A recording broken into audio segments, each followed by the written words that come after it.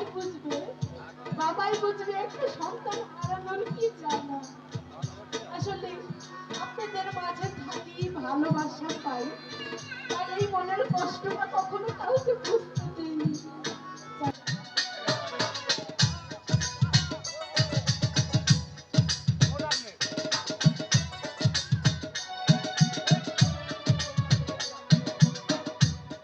এই পৃথিবীর মায়া ছেড়ে, এই পৃথিবীর মায়া ছেড়ে একদিন চলে যাব, হয়তো আর হবে না দেখা, কি জন্য নয়তো আর পাবো,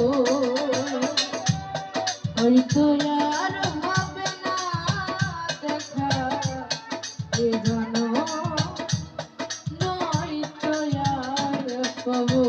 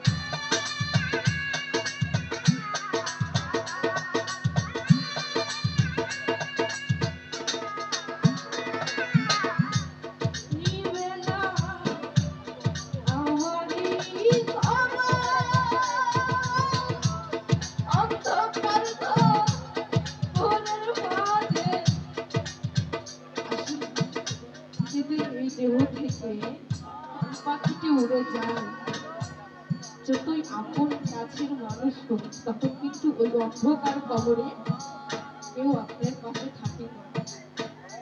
আজ যখন এই জিন্দানি সার বাবার মাথায় যখন আমি পা দিয়েছি, তখন আমার অন্তরটাকে বলতেছে, জানেন আমার দাদা মৃত্যুর আগে বলেছিল,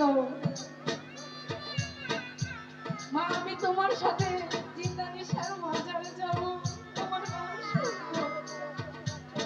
আল্লাহ তাআলা তাকে সেই গান শোনার মতো তৌফিক দান করেছিল। এই জিন্দানি সার আগে সে মারা গিয়েছিল।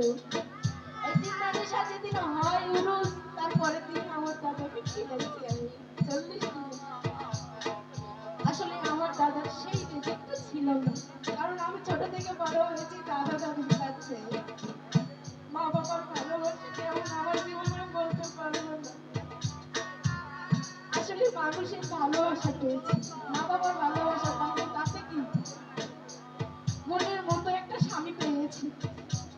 ওই স্বামী নামক মানুষটা যদি পাশে না দাঁড়াই তো আর আমি বৃষ্টি সরকার হতাম না। এটা কিন্তু আল্লাহ তাআলা দিয়েছে।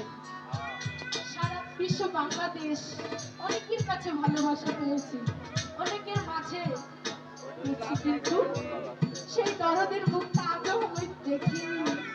খুব কষ্ট লাগে। দুঃখের সময়টা দেখে গিয়েছে, সুখের সময় কেউ দেখেনি। এটাই বাস্তবতা। সকলেই দোয়া রাখবেন, আমার বাচ্চা একটু অসুস্থ, আমার বাচ্চাকে যেন আল্লাহ তাআলা বাঁচিয়ে রাখে, এই দোয়া রাখবেন। আমার বুক যেন ঠান্ডা রাখে, কারণ আমি জানি একটা সন্তান অসুস্থ থাকলে তার মার কলিজায় কেমন আগুন জ্বলে। সেই সব মাই বুঝবে, বাবাই বুঝবে একটা সন্তান হারানোর কি জ্বালা। আসলে আপনাদের মাঝে থাকি, ভালোবাসা পাই, তাই এই মনের কষ্টটা